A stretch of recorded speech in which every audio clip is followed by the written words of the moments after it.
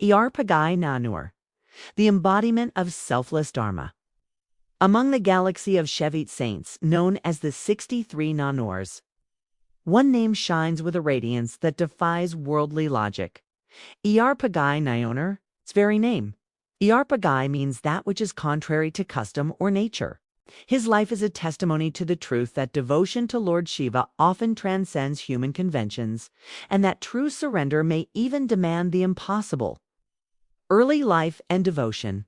Iyarpagai was born in Thiruperamanglam, a fertile village in Tamil Nadu, blessed with devotion and prosperity. His family was wealthy, respected, and deeply rooted in righteous living. Yet even among them, young Iyarpagai was remarkable. From childhood, he radiated compassion, generosity, and unshakable faith in Lord Shiva. The villagers often saw him sharing food, wealth, and even his belongings with Shiva devotees who passed through the land.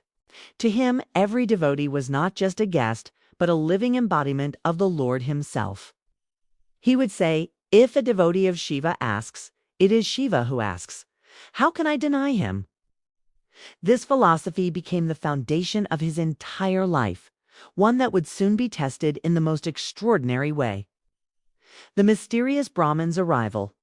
One auspicious day, while Iyarpagai was engaged in his daily worship, a wandering Shiva Brahmin arrived at his home. His appearance was simple, yet his eyes carried the depth of spiritual fire. Iyarpagai, with the natural grace of a host, welcomed him, washed his feet, and offered him food and rest. After receiving such hospitality, the Brahmin made an unusual request. "Nayanar, you are known for your devotion and generosity. I come not for gold or land, but for something greater. Give me your wife, so that I may take her with me." The request was shocking. In the eyes of society, it was outrageous, even sinful. Yet Iyarpagai remained calm. He looked deeply into the Brahman's eyes and recognized that this was no ordinary seeker. This was a divine test. Iyarpagai's response. Without hesitation, Iyarpagai turned to his wife and spoke gently. "Beloved, what seems unnatural to the world becomes sacred when asked in the name of Shiva. This devotee's request is not his alone. It is the will of our Lord. If we deny him, we deny Shiva himself. If we accept, we honor him." His wife, though shaken by the weight of the request, had long shared in her husband's devotion. After a moment of silence, tears welling in her eyes, she bowed her head and said, "If it pleases Shiva, I am ready. Let my life also serve his will." With unwavering faith, Iyarpagai entrusted his wife to the Brahmin. But he did not abandon her. He personally escorted her, ensuring her dignity and safety until they reached the Brahmin's dwelling. The anger of society. The villagers soon learned of Iyarpagai's act. Outraged, they accused him of dishonor, betrayal, and shame. "He has defiled Dharma," they cried. "How can a man give away his own wife?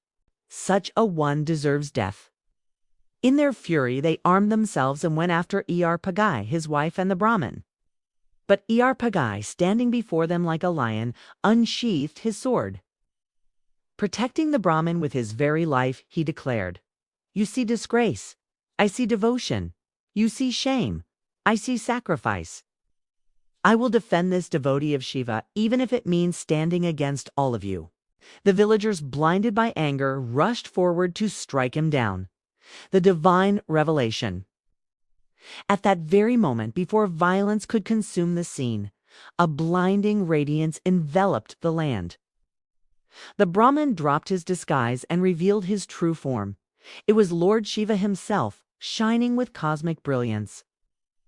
And beside him stood Goddess Parvati, resplendent in divine grace. The villagers fell to the ground in awe. Their anger dissolved into trembling devotion. Shiva's voice thundered, "Iyarpagai's act is not shame but supreme Dharma. He has shown the world that true devotion means surrender without hesitation, sacrifice without calculation, and loyalty beyond measure. For this, he and his faithful wife shall dwell with me in Kailasa for all eternity." In that instant, Iyarpagai and his wife were lifted into the divine realm, freed from the bonds of mortal existence. The spiritual meaning. The story of Iyarpagai Nayanar is not one to be judged by worldly morality alone. It is a parable of ultimate surrender, selflessness in devotion. Iyarpagai showed that true love for God places no condition, no limit, dharma, beyond custom. Sometimes divine dharma transcends social norms. It's a test of faith. What seems like dishonor to the world may be the highest honor in God's eyes. Unity in marriage. Iyarpagai's wife, though tested, shared in his devotion, proving that true spiritual partnership is built on shared faith. In Shiva Siddhanta philosophy, this story emphasizes that surrender to Shiva outweighs even the strongest attachments of human life, legacy, and worship. Iyarpagai Nayanar is one of the 63 Nayanars celebrated in the Periya Puranam, the great Tamil epic of Shaivite saints. His tale is recited in temples across Tamil Nadu and sung in devotion by generations of Shiva Bhuttas. Temples dedicated to the Nayanars often depict him with a sword in hand, symbolizing his readiness to protect Shiva's devotees at any cost. On his Guru Puja Day, Shaivites honor his memory with deep reverence, remembering that devotion is not about what is easy or logical, but about what is true to the divine call. Closing reflection. Iyarpagai Nayar's story challenges us even today. Are we willing to put our devotion above society's judgment? Can we hold firm in our faith even when the world mocks or condemns us? His life answers with resounding clarity. Yes, true devotion is not about comfort. It is about surrender. It is about standing with God, even if the whole world stands against you, through his sacrifice.